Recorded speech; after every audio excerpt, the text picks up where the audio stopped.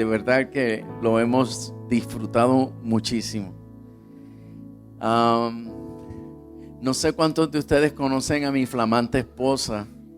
Yo me siento sumamente orgulloso de ella porque después de 39 años de casado que cumplimos la semana pasada, ella ahora está más hermosa que cuando comenzó nuestra relación.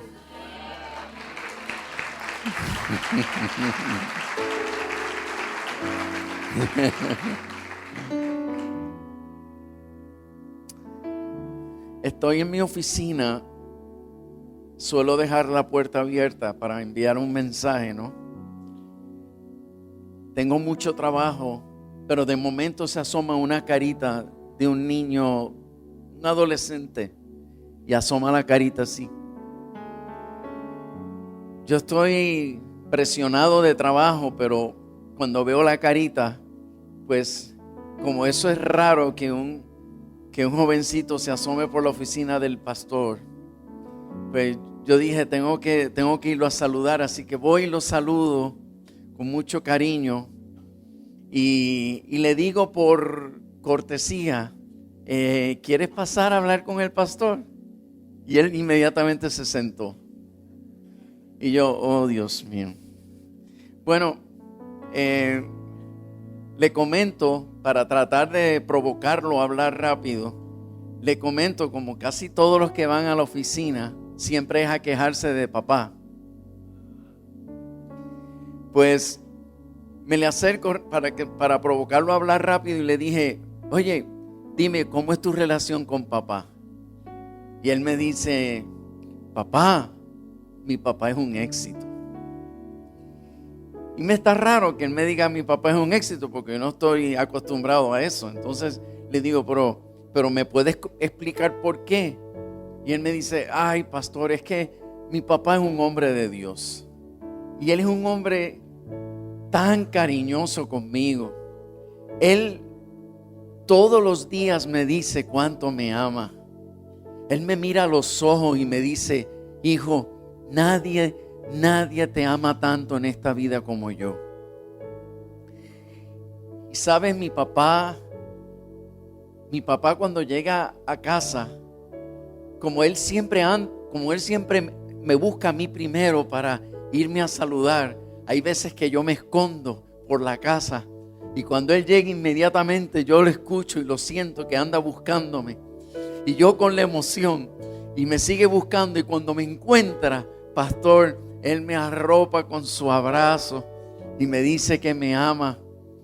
Papá ora conmigo todos los días y él me ministra la palabra. Yo amo tanto a papá. Entonces yo pensé, bueno, el problema es la May. Así que inmediatamente le digo, oye, pues cuéntame, ¿cómo es tu relación con mamá? Mamá es otro éxito. Y yo, oh Dios mío, esto está complicado. ¿Y por qué tu mamá es un éxito? Y me dice, es que pastor, mi mamá es un ángel.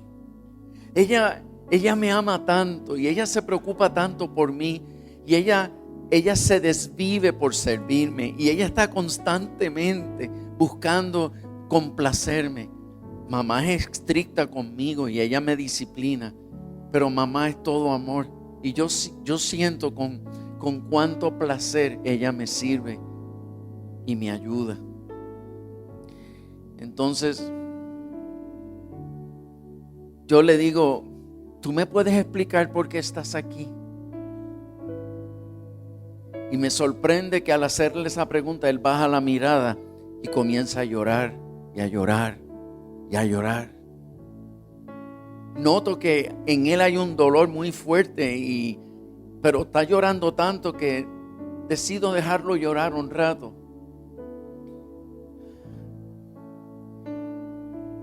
Pero no tengo mucho tiempo, así que le dije, cálmate, ¿me puedes explicar por qué lloras? Y usted no va a creer lo que él me contestó. A mí me dejó en shock su respuesta. Él me dijo, yo lloro, pastor, porque yo daría cualquier cosa porque mi papá me deje de amar de la forma como me ama.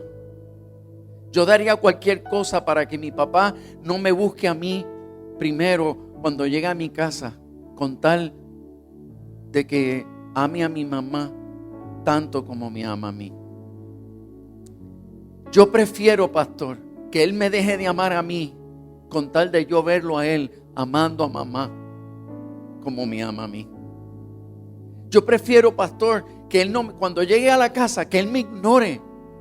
Pero a mí me haría más feliz verlo llegar a casa y buscar a mamá y verla y verlo arropar a mi mamá en un abrazo y decirle al rostro, decirle a sus ojos, te amo. Pero pastor, tengo miedo. Yo tengo miedo porque yo no veo a mi papá expresarle el amor a mi mamá.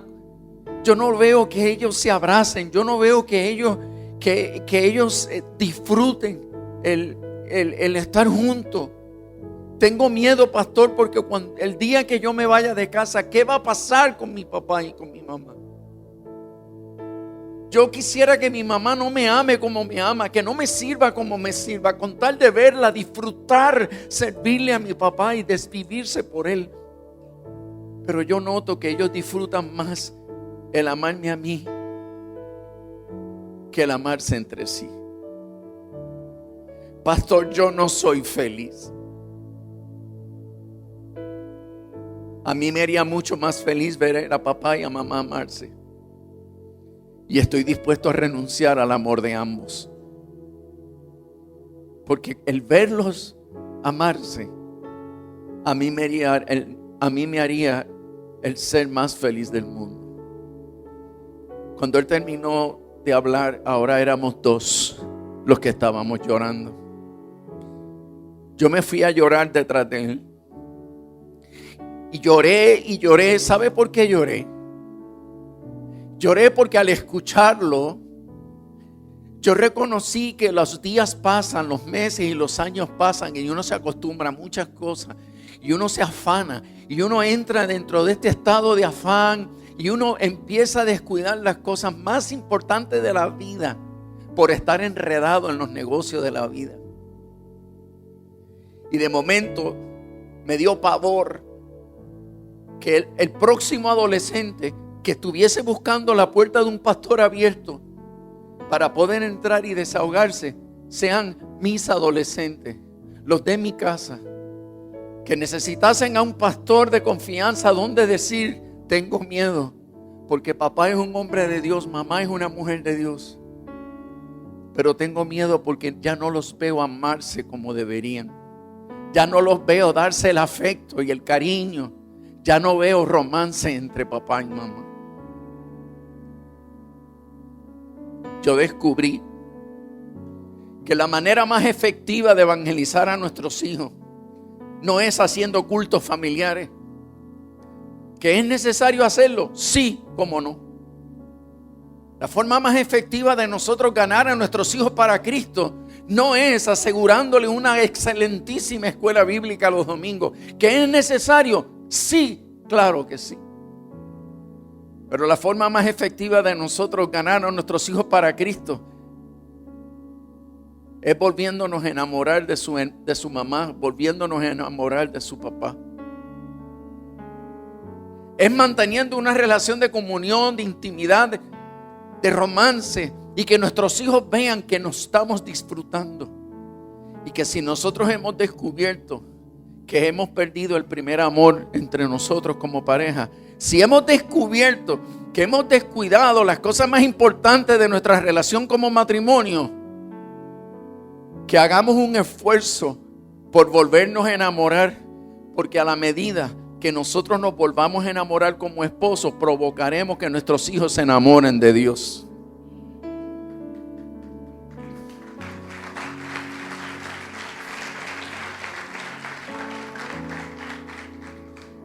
Nuestros hijos se enamoran de Dios porque nuestros hijos no entienden a Dios. La inmadurez de nuestros hijos no logra conceptualizar el concepto abstracto de Dios. Pero nuestros hijos comienzan a entender el amor de Dios a la medida que ellos ven a papá y a mamá amarse. Recuerden que la imagen de Dios sobre la tierra es un hombre y una mujer unidos en matrimonio, amándose entre sí. Ese es el reflejo de Dios. Esa es la imagen de Dios en la tierra. Es un matrimonio que se ama, que se respetan y que caminan en una total unidad. De manera que podremos hacer muchas cosas y regalarle todas las Biblias ilustradas que nosotros querramos. Y comprarle cuanto video de muñequitos cristianos. Y saturar las paredes de mensajes cristianos. Y nada va a ser más efectivo que saturar las paredes de nuestra casa con el amor romántico de un esposo y una esposa, que por el amor que le tenemos a Dios, cultivamos nuestra relación, nos los merezcamos o no. Y que nos complazcamos y busquemos la manera de honrarnos el uno al otro, lo merezcamos o no. Porque el amor no está sujeto a que la gente se lo merezca. El amor de Dios fue un amor derramado por gracia. Imagínate, siendo aún nosotros sus enemigos, Él murió por nosotros. Por eso es que nuestros hijos no pueden permanecer en la iglesia. Después que llegan a la adolescencia, están buscando la manera de cómo escaparse de la iglesia. Porque nuestros hijos no soportan estar en una iglesia donde los adultos son una cosa en la iglesia y otra cosa en la casa. Nuestros niños no toleran el mensaje del evangelio, un mensaje que les suena, un mensaje falso, porque lo que predicamos en la iglesia no es lo que se vive en la casa. Hay veces que las pocas veces que yo veo a papá y a mamá abrazarse es cuando el pastor en el púlpito dice: dense un ósculo santo. Y entonces yo miro a papá y a mamá a ver, y entonces ellos van y...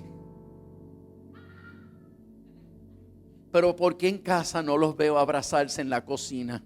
¿Por qué en casa no los veo a tomarse de las manos en el comedor? Y cuando tienen problemas, en vez de pelear, ¿por qué no se ponen a orar juntos?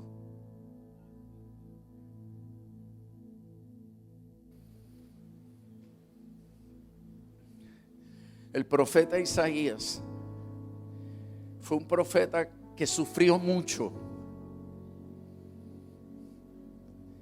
Profeta Isaías fue un profeta que sufrió mucho porque él fue levantado por Dios en tiempos de la más grande apostasía de Israel.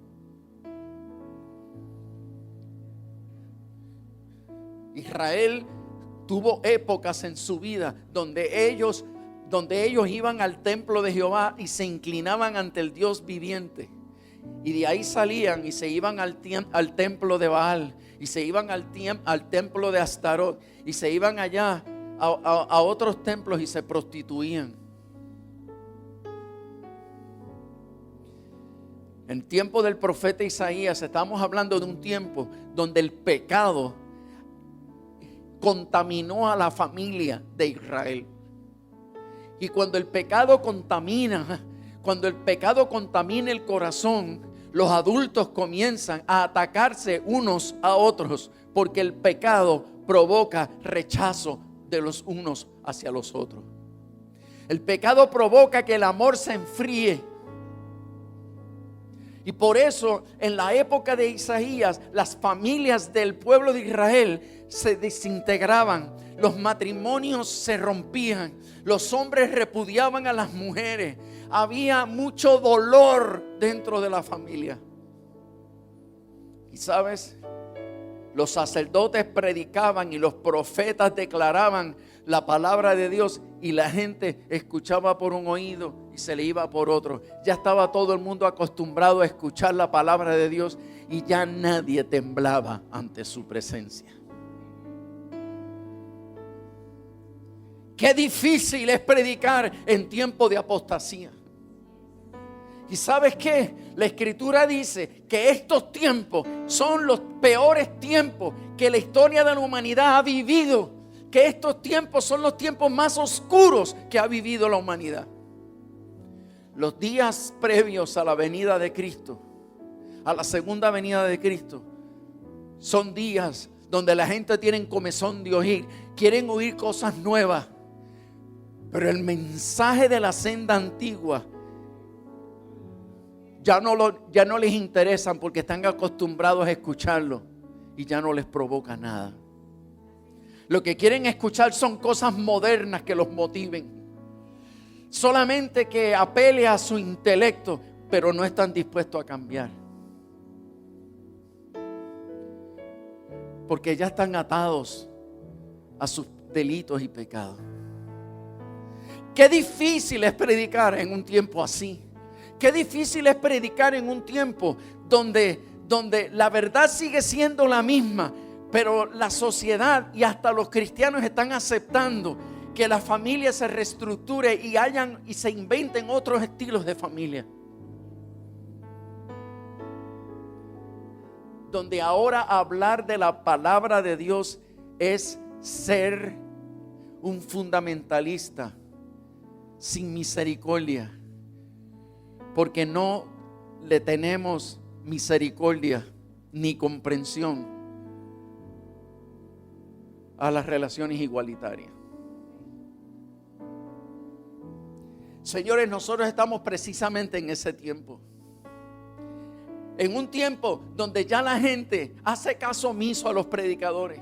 Ya la gente está cansada de los apóstoles, está cansada de los pastores, está cansada de los maestros, está cansado de los teólogos. Y nosotros estamos viviendo en tiempos así. Pero el profeta Isaías recibió una revelación de Dios, y es precisamente la revelación que el Señor, a través de las densas tinieblas de este tiempo, quiere penetrar esas densas tinieblas y colocar esa revelación en el centro de tu corazón en la tarde de hoy. Porque lo mismo que abrió una brecha de revelación, de gloria, de salvación, de restauración en tiempo de apostasía en Israel, es lo mismo que Dios va a hacer en este tiempo para todos los que crean. Isaías dijo, y estoy en el capítulo 8 de Isaías y verso 16. Isaías dijo: ata el testimonio. ¿Ata qué? ¿Ata qué? Ata el testimonio. Sella la ley entre mis discípulos. Sella la ley entre ¿quién? Entre mis discípulos. En otras palabras, Isaías está declarando una poderosa verdad. Y él está diciendo: en tiempos de apostasía, no son las palabras los que va a provocar cambios en la gente. No son palabras lo que va a transformar tu familia. No son palabras lo que va a cambiar tu matrimonio. No son palabras las que va a salvar la vida de tus hijos. Es el testimonio. No son palabras, es testimonio. Y por eso él está diciendo: en tiempo de apostasía, ata el testimonio. Asegúrate de callarte la boca y predicar por medio de tus hechos. Predicar por medio de tu vida, tu estilo de vida. Que eso sea lo que evangelice, que eso sea lo que revele la verdad. No abras la boca, no prediques en tu hogar, no exhortes utilizando versos bíblicos. Conviértete en una Biblia andante. Y él dice: ata el testimonio y sella la ley entre mis discípulos. En otras palabras, toma la palabra de Dios y séllala en el corazón de mis discípulos.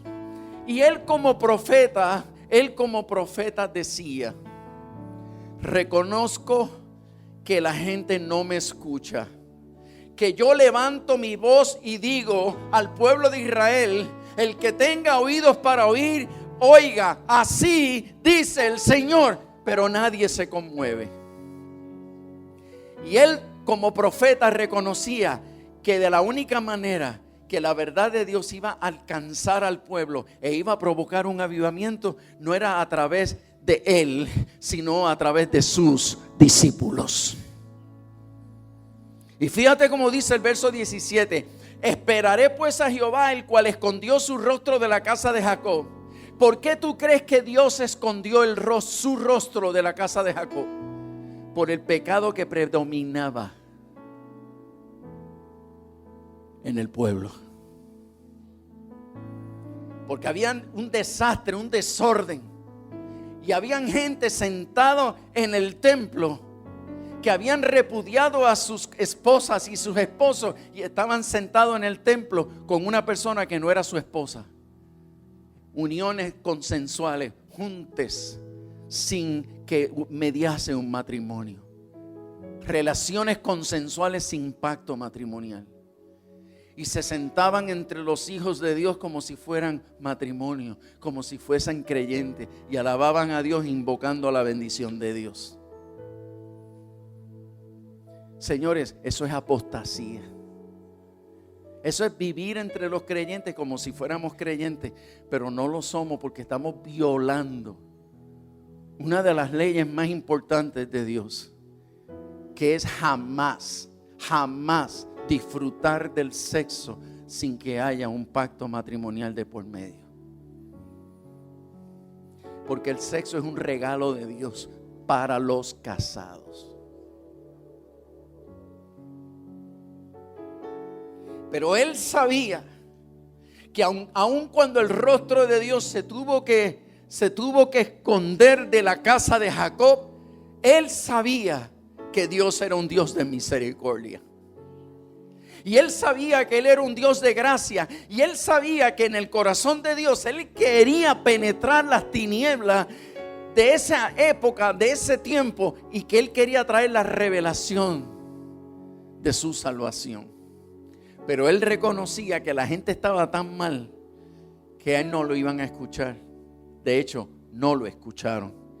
Pero él estaba confiado y esperó en Dios y dijo: yo sé que no me escuchan a mí, pero van a escuchar a mis discípulos.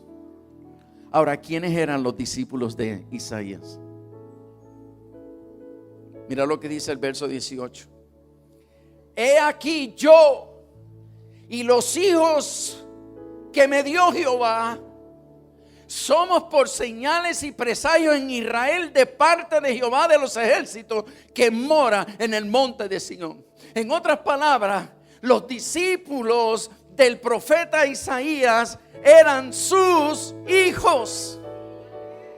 Y yo me pregunto, ¿cuántos padres y madres que están hoy en la iglesia de Jesucristo tienen por discípulos a sus hijos? Hay mucha gente en la iglesia que tienen sus células y tienen sus discípulos y tienen 10 miembros, 12, tienen 30, 20 miembros en su célula y se sienten orgullosos de decir: soy líder de una célula de 20 miembros.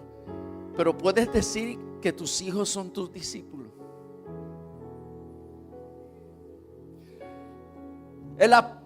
El profeta entendía, el profeta reconocía que en este reino, escucha bien, que en este reino lo más importante es tener por discípulos a los miembros de mi familia. Porque el que tiene a sus hijos como parte de sus discípulos, entonces tiene la verdadera unción para tener todos los discípulos en las naciones que quisiera tener. Pero qué triste es saber que mi papá y mi mamá tienen discípulos y sus discípulos se reúnen con él y lo escuchan a él. Pero mi papá no se reúne conmigo. Mi papá no me ministra a mí. Mi papá no se sienta conmigo a enseñarme. Y hay veces que yo veo a los otros jóvenes de la iglesia lo mucho que lo aman. Y él los abraza. Y él es bien cariñoso con ellos. Pero el cariño que le da a ellos no me lo da a mí en mi casa. Él es un gran pastor fuera de casa, pero en casa no lo es. El profeta sabía. Y eso es lo que Dios nos está hablando en el día de hoy. Si nosotros queremos ser gente que en esta generación mala y perversa, si nosotros queremos ver en medio de esta generación mala y perversa a nuestra familia levantarse en un nuevo avivamiento, y nosotros queremos ver a nuestra congregación encenderse en medio de un avivamiento, pero un avivamiento diferente, no de manifestaciones carismáticas que son riquísimas y me encantan. Pero Dios lo que nos está diciendo es que de todas las manifestaciones de avivamiento, la más importante tiene que darse, y es que el corazón de los esposos se torne hacia las esposas, que el corazón de las esposas se torne hacia sus maridos, que el corazón de los hijos, de los padres, se torne hacia los hijos, y que el corazón de los hijos se torne hacia los padres.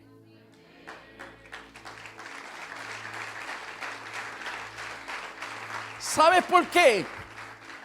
¿Sabes por qué?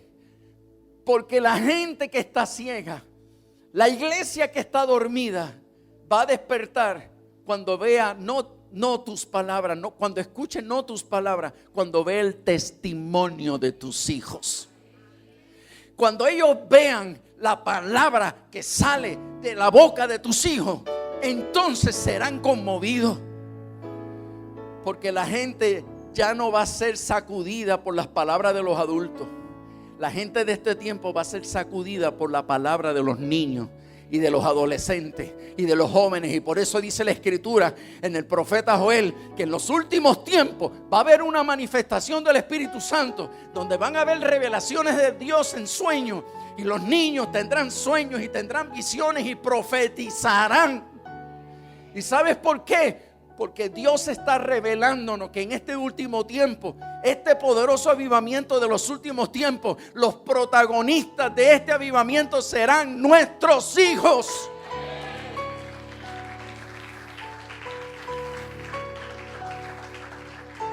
Nuestros hijos, nuestros nietos serán los que lleven la voz cantante. Ellos declararán la palabra y el mundo tendrá que callar. Ellos declararán la palabra y la iglesia tendrá que despertar. Porque dice la Escritura que nuestros niños son como saetas en manos del valiente. Ellos son los que tienen la autoridad para callarle la boca a nuestros enemigos. Ellos son los que se van a parar a las puertas. Ellos son los que tendrán la autoridad espiritual para pararse en las puertas. Cerrarán la puerta que nadie podrá abrir y abrirán puertas que nadie podrá cerrar. Pero, escucha bien, eso no se va a cumplir en todas las familias. Ni siquiera se va a cumplir porque yo lo haya profetizado. Eso se va a cumplir a la medida que tú decidas hoy volverte a enamorar de tu esposo, aunque él sea un cabezón difícil de soportar. Eso se va a dar a la medida que tú estés dispuesto a enamorarte otra vez de tu esposa. Y debía haber empezado por el marido, porque las mujeres están diseñadas para responder y los hombres estamos diseñados para asumir la iniciativa.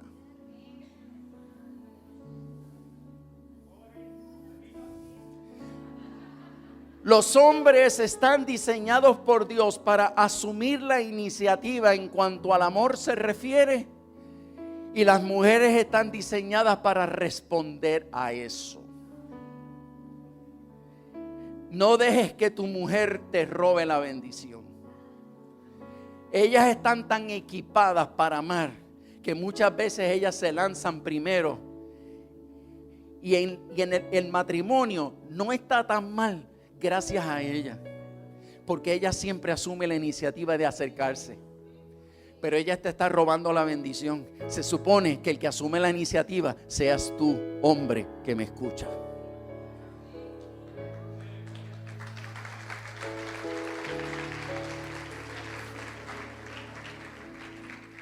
¿Y por qué lo quiero hacer? Lo quiero hacer porque Dios es veraz. Lo quiero hacer porque Dios es veraz y todo lo que Él dice es verdad. Las cosas que yo siento son engañosas. Hello. Lo que Dios dice es verdad y lo que yo siento es engañoso. Y Dios ha dicho, el que ama a su mujer, a sí mismo se ama. Y si alguien le dice a Dios, como una vez yo me atreví a decirle a Dios,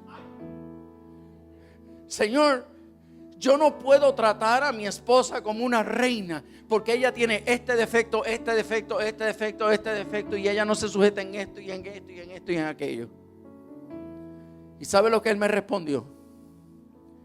Él me respondió, tú hiciste un pacto conmigo de amarla a ella independientemente de que se lo merezca o no.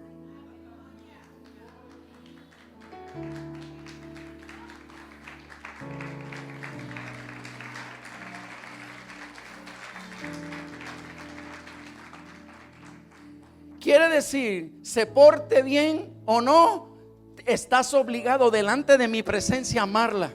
¿Sabes por qué? Porque cuando tú te portas bien, yo te amo, pero cuando te portas mal, te amo igual. Y así como yo te amo a ti, tú tienes, a pesar de tu comportamiento, tú tienes que aprender a amarla a ella a pesar de su comportamiento. Pero Señor, es que yo siento que ella no es mi ayuda idónea. Cada hombre tiene la mujer que se merece.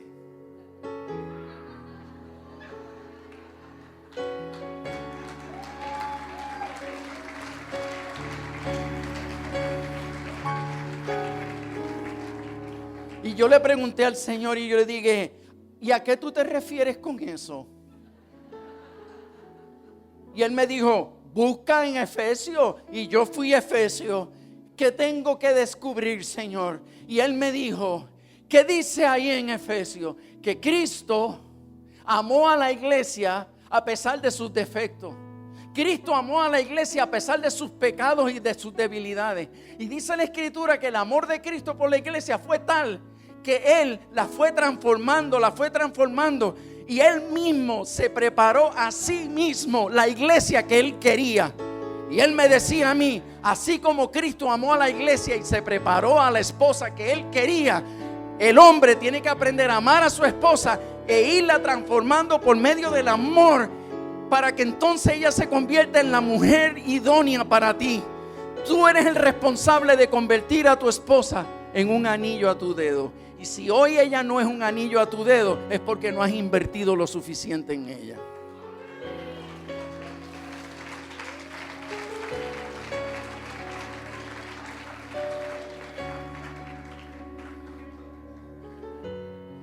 ¿Quién te dijo a ti? Me dijo el Señor, y yo te lo vendo al costo. ¿Quién te dijo a ti? Me dijo el Señor, y yo te lo vendo al costo. Que yo te prometí una ayuda idónea. Al único hombre que yo le prometí una ayuda idónea fue Adán. De ahí en adelante, yo le doy a todo hombre una mujer con el potencial de convertirse en su ayuda idónea. Pero el responsable de hacer de ella su ayuda idónea eres tú mismo.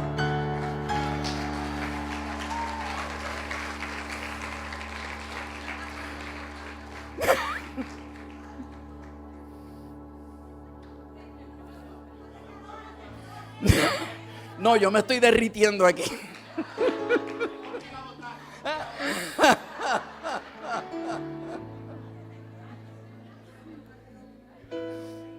¿Y sabes algo? Y te lo testifico porque Dios me es testigo y mi esposa está aquí. Cuando yo comencé a comprender estas cosas, entendí que el evangelio es mucho, mucho, mucho más práctico de lo que nosotros lo predicamos. Porque nos encanta confesar y nos encanta decretar. Oh, somos buenísimos decretando. Y con la boca, con la boca es tan fácil.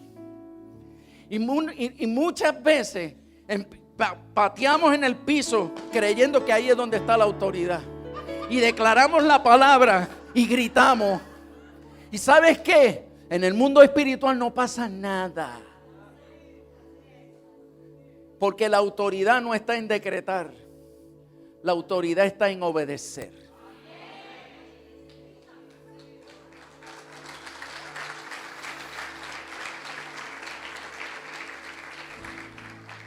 ¿Y sabes qué?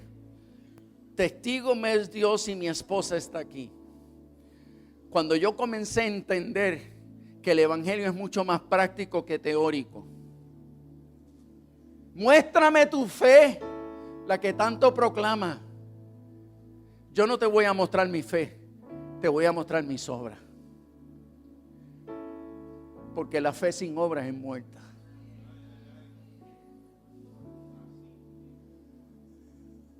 Cuando yo comencé a entender eso, entonces pude entender el por qué Dios me presionaba tanto para que yo me diera más en amor por mi esposa, que yo aprendiera a expresarme más en amor. Y yo decía al Señor, Señor, pero yo lo siento, yo no soy el tipo de hombre que lo sé expresar. A mí no me enseñaron a expresarlo. Yo no soy así. No me quieras obligar a hacer otra cosa. Y el Espíritu Santo me dice, ¿y qué vas a hacer con el versículo que dice, si el que está en Cristo nueva criatura es, y las cosas viejas pasaron, todas son hechas nuevas? Si tú eras inexpresivo, ahora tienes que ser expresivo.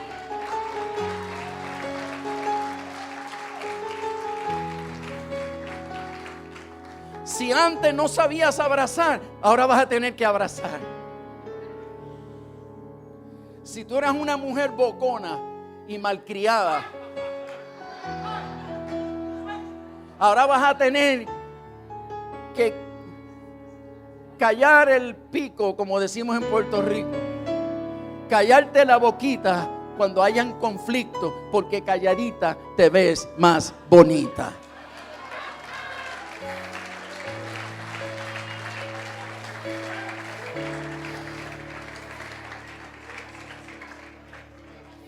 Y si tú eras una mujer de argumento y te encanta argumentar y siempre hay un pero y tu marido opina y tú vas por encima de su opinión, el Espíritu Santo te está diciendo, aprende a respetar a tu marido, ¿sabes? Y ¿sabes algo? Si tú eres mujer de muchas palabras y de argumentos, el Señor te está diciendo, quiero que te conviertas en una hija del reino de una sola palabra. Y las mujeres cuando escuchan eso por primera vez me dicen, pastor, por favor explique qué es una mujer de una sola palabra. Y yo le digo, no es mi opinión, es revelación de Dios. Una mujer de una sola palabra es una mujer que habla una sola vez. Y le dice a su marido, ¿me permites darte una opinión? Sí, porque ella no es de la que impone, ella es la que pregunta. Si el marido le da permiso para que ella opine, entonces ella opina. No porque ella no tenga el poder, no es porque ella no sea igual, no es porque ella no tenga la autoridad, es que ella tiene la sabiduría de la reina Esther, que aún teniendo poder y aún teniendo autoridad no lo usurpa, sino que es sabia y entendida, es estratégica. Ella conoce su enemigo.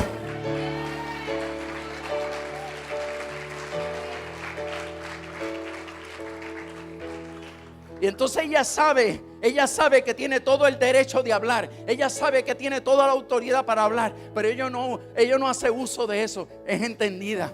Entendiendo el corazón del hombre, le dice, ¿me permites opinar? ¿Qué hombre le va a decir que no ante eso? Le dice, claro. Y entonces ella sabe que ella trae su opinión. La dijo una sola vez. Y él, como cabezón que es, que no te guste, que no le gusta escucharte, que tiene más oído para sus amigos que para su mujer, son necios. Pues ¿sabes qué va a pasar? Al principio no te va a escuchar. La tentación tuya va a ser que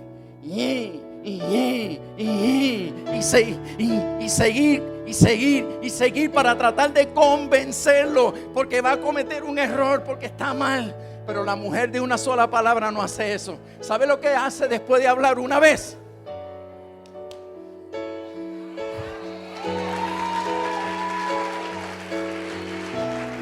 Señor, te lo encargo.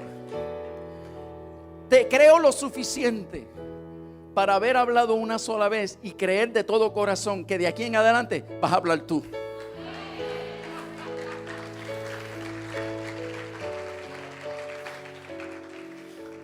¿Sabes qué? Dios me es testigo. Dios me es testigo y mi mujer también. Que cuando comenzamos a practicar estas cosas, es que cada vez me acuerdo de más anécdotas. Miren, mi mujer no es el tipo de mujer de pelear. Ella no es de las gritonas peleonas. Ella nunca fue así. Pero como mujer que viene de este mundo del feminismo y de las mujeres dominantes, pues ella era ahí y ahí, mansa, pero ahí y ahí, sin mucho grito y sin mucha cosa, pero ella ahí. Y en muchas ocasiones yo sentía que me resistía. En una ocasión el Espíritu Santo me dijo: tú me vas a prometer que mañana en la mañana te vas a sentar con tu esposa a hablar y le vas a pedir que ella hable, y tú me vas a prometer a mí que no vas a hablar, te vas a quedar callado y vas a dejar que ella sea la que hable. Ella va a ser la que va a hablar. Y yo estaba tan lleno de Dios y yo estaba tan contento por la bendición tan grande que estaba fluyendo sobre mí en ese momento, que se me hizo tan fácil decirle: Señor, sí, yo te prometo que no voy a abrir la boca, yo voy a ser todo oídos. Nos levantamos por la mañana, tenemos un sofá en la habitación, y le dije: mi amor, siéntate que tenemos que hablar, siento que debemos hablar. Ella se sienta y yo le digo: en el retiro que estuve, el Señor me habló y me dijo que te escuchara y que tú hablaras y sacaras todo lo que tienes por dentro. Y ella se me quedó así mirando, y yo le dije: ¿qué te pasa? Y ella no hablaba, no decía nada. Y yo decía: mi amor, ¿qué te pasa? Y entonces ella me decía: tanto que yo anhelé este momento, que ahora que llegó, no sé qué decir, no me sale nada. Y ahí mismo el Espíritu Santo me dijo: tú la has castrado emocionalmente. ¿Sabes por qué ella no puede hablar? Me dijo el Señor. Ella no puede hablar porque tantas veces intentó hablar y tú la interrumpías. Y tú le decías: no, eso está mal. No, eso no pasó así. Además, ¿por qué estás mezclando el pasado con el presente? Si eso pasó hace 10 años, si eso pasó hace 5 años. ¿Entiendes? Entonces ella tantas veces trató de expresarse y yo no se lo permitía por las interrupciones. Y me imponía. Y entonces el Espíritu Santo me dijo: pídele perdón. Y le dije: Mildred, perdóname, porque yo sé que tu incapacidad de expresarte es mi culpa. Yo te he castrado emocionalmente. Le tomé las manos y levanté una oración y le dije: Señor, por favor, ayúdala a hablar, ayúdala a abrir su corazón, ayúdala a desahogarse. Señor, por favor, ayúdala. Y cuando le solté las manos, esa mujer empezó: habla y habla y habla y habla y habla y habla y habla y habla y habla. Y aquello era, miren, hermano, no podía parar de hablar. Y hablaba y hablaba y hablaba. Entonces hablaba de una cosa y hablaba de otra. Y de momento cambiaba el tema y hablaba de 10 años atrás, hablaba de ayer y hablaba. Entonces era como que, oh Dios mío. Y a todo esto yo tenía lo de siempre: interrumpirla. No, no, eso no fue así, no tienes razón, eso, etcétera. Pero yo le prometí a Dios que no iba a abrir mi boca. Así que empecé a orar. Y yo le escuchaba y orando por dentro, Señor, ayúdame. Yo sentía que los intestinos se me revolcaban. Y yo escuchándola y escuchándola en oración y orando y orando y orando. Y de momento ella me mira y me dice, uy, ¿por qué me miras así? Y yo digo, no, es que estoy tan enfocado, estoy tan concentrado escuchándote. ¿Y sabes qué? Ella siguió hablando y hablando y yo orando y orando. Estuvo sin parar 4 horas hablando. Miren, comenzamos a las 8 de la mañana, sin desayunar, sin nada, en payamas así en la habitación. Y estuvo hasta el mediodía hablando. Pero ¿sabes qué? ¿Qué pasó al mediodía? Que después de yo estar 4 horas orando y ella hablando, tanto fue lo que oré. Y como yo no entendía nada de lo que me decía, para variar, de momento el Espíritu Santo me dio revelación, no de sus palabras, pero me dio una revelación de su corazón. Y el Espíritu Santo comenzó a mostrarme su corazón. Y cuando yo comencé a ver su corazón y a entender su corazón, a comprender sus sentimientos, recuerdo que todo comenzó a hacerme sentido. Todo lo que había estado tratando de decirme me empezó a hacer sentido. Y recuerdo que mi reacción fueron lágrimas. Y me empezaron a bajar lágrimas y lágrimas. Y yo mirándola y las lágrimas me bajaban. Y ella me decía, ¿pero por qué lloras? Y yo le decía, mi amor, lloro porque al fin te entiendo. Lloro porque me emociona saber que estoy entendiendo tu corazón. Estoy comprendiendo las razones detrás de tu reclamo. Y entonces ella siguió hablando y yo le decía, ¿sabes algo? No estoy del todo de acuerdo, pero ahora comprendo que tienes parte de la razón. Y ella nunca había escuchado esas palabras. Pues ¿sabes qué? Siguió hablando 4 horas más. Pero ya esa segunda sesión no era un monólogo, ahora era una conversación.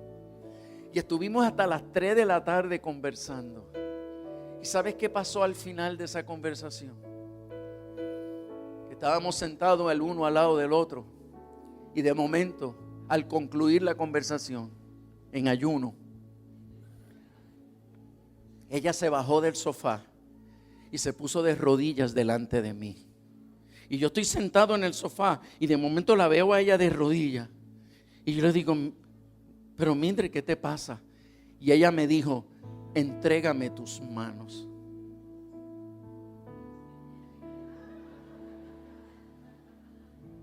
Y ella me tomó las manos, se inclinó y puso mis manos sobre su cabeza. Y ella me dijo,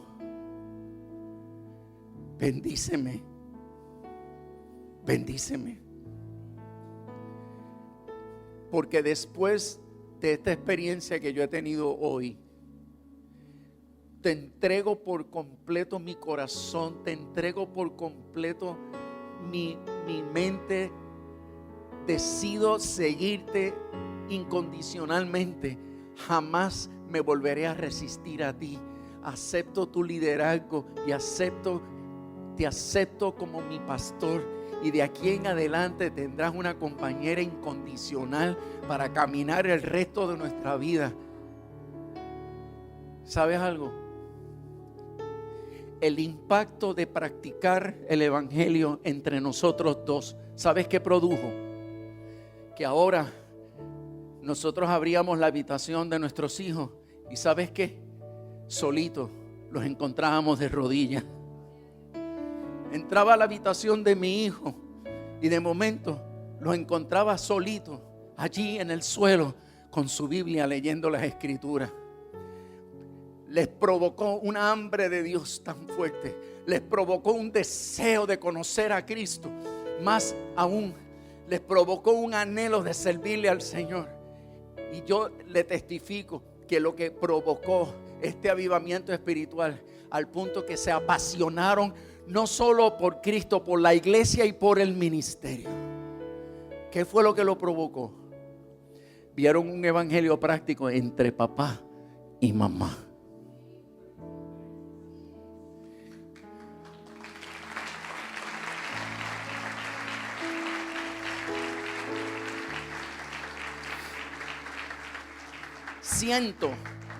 Siento en mi espíritu que hay mujeres que me están diciendo: pero pastor, ya yo estoy divorciada.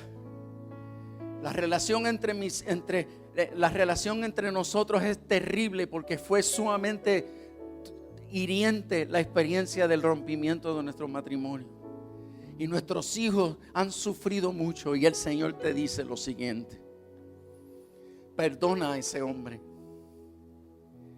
Y aunque tú no vas a restaurar tu relación con él, pero tú tienes que comenzar a tratar a ese hombre con mucha nobleza, con mucho respeto. Ese hombre no va a volver a tu vida. Probablemente no puede volver a tu vida. Pero tú tienes que demostrarle a tus hijos que tú respetas a ese hombre. Ya vas a dejar de criticarlo, ya vas a dejar de maldecirlo, ya vas a dejar de estar hablando con todas tus amigas de lo malo que fue y lo mucho que sufriste. Y aun cuando él no te cubre económicamente, decídelo. La fuente de tus ingresos no es el irresponsable de tu marido. La fuente de tus ingresos es tu padre, tu marido, es Dios, Jehová tu hacedor.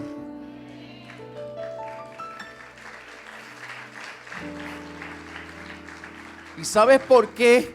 ¿Sabes por qué tienes que aprender? ¿Sabes por qué tú tienes que tener paz con el padre de tus hijos? ¿Sabes por qué tú tienes que tener paz con el padre de tus hijos?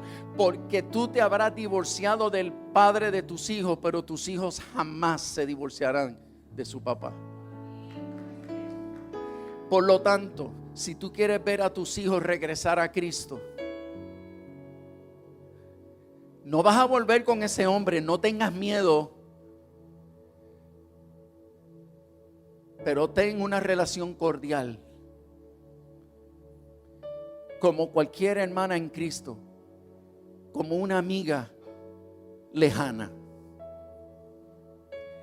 No sigas la batalla, no sigas la pelea, no sigas la guerra. Te lo dice el Señor, no te lo digo yo. Y te lo ordeno, te dice el Señor, por amor de tus hijos.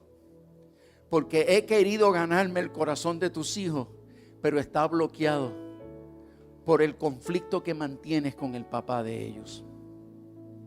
Así te dice el Señor. Tus hijos necesitan paz. Y tú eres la responsable de darles paz. Y en medio de esa paz, dice el Señor, yo me voy a meter, me voy a colar y me le voy a revelar a tus hijos. Garantízame la paz y yo te garantizo a tus hijos.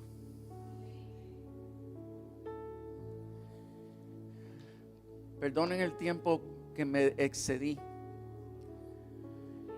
pero el Señor quiere asegurarse de algo. Y escúchame bien, porque estoy cerrando y es importante que escuches esto.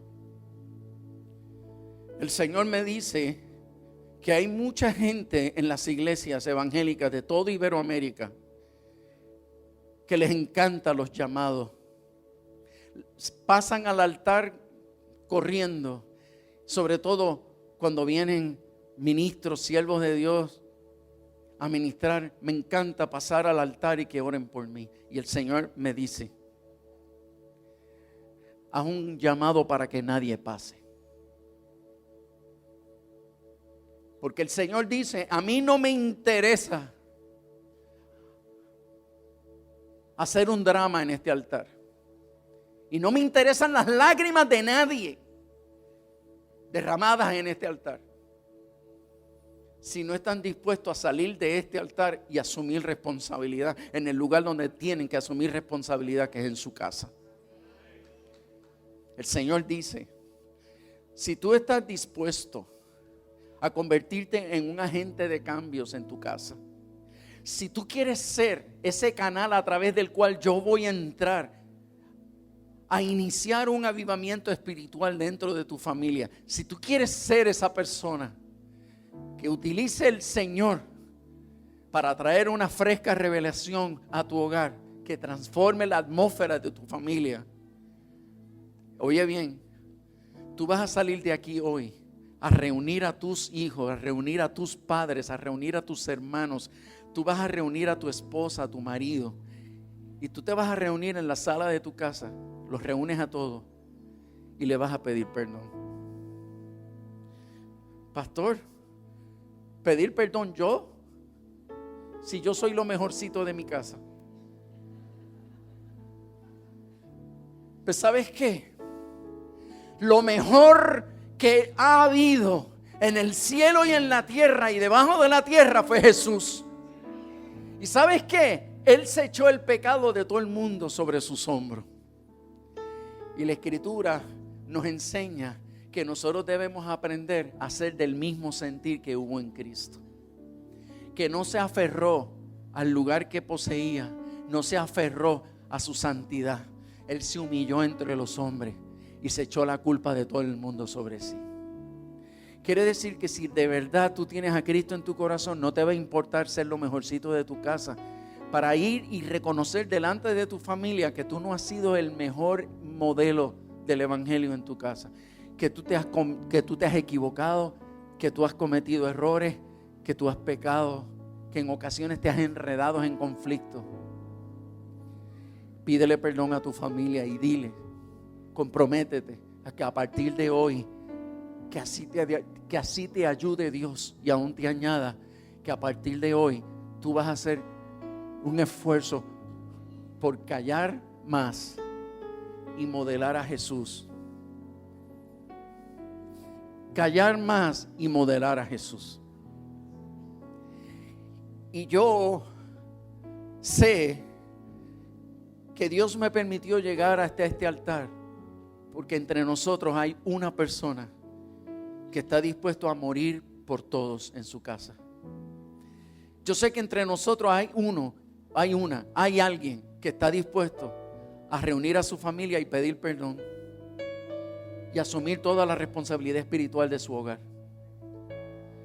Y yo quiero saber quién es esa persona, porque por ti vine y por ti quiero orar.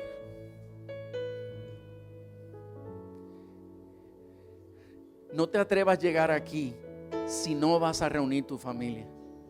No te atrevas a levantarte a este altar si tú no vas a hacer una reunión familiar esta tarde o lo más pronto que tú puedas. Si lo vas a hacer y estás determinado a hacerlo, yo te invito que llegues hasta aquí.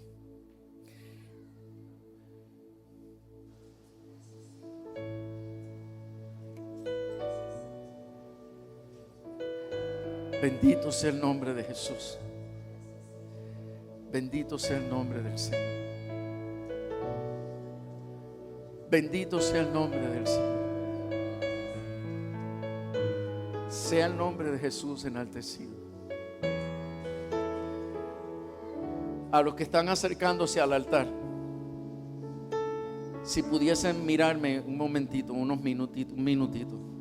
Mírenme por favor, los que están en este altar.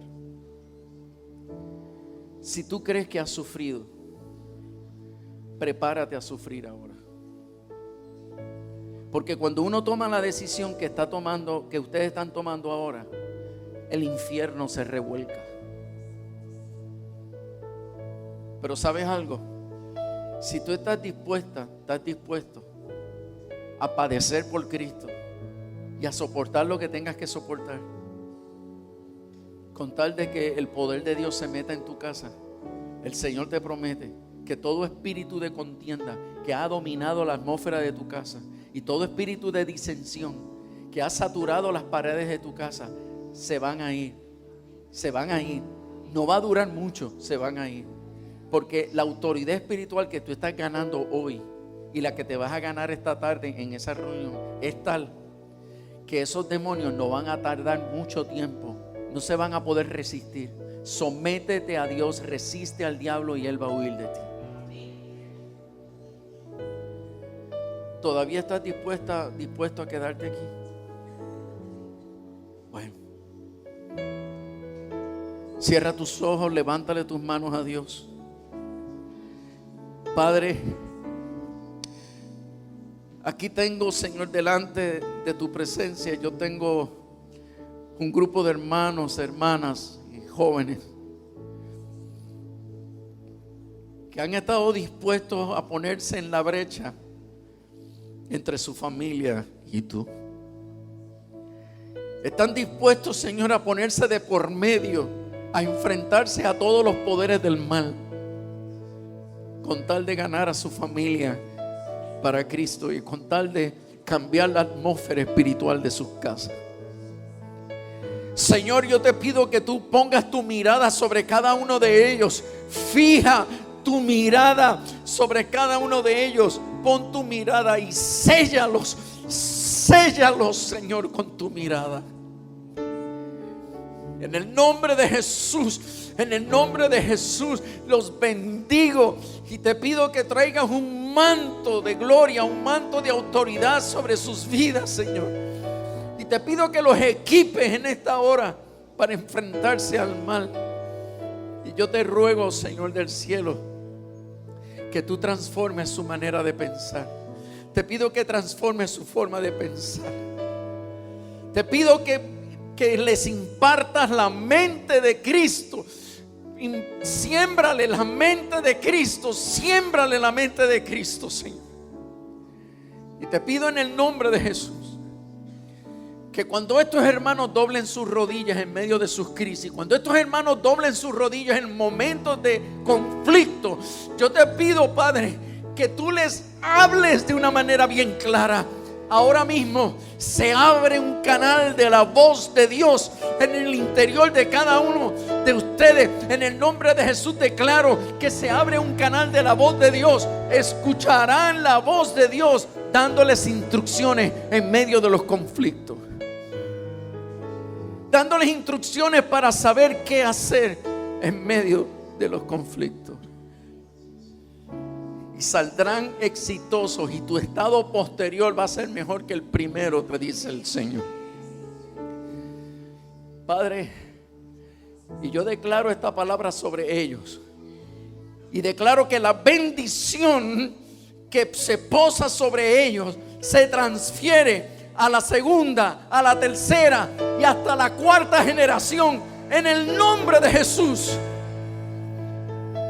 Y verán a sus nietos adorar al Señor. Y verán a sus nietos invocar el nombre del que vive.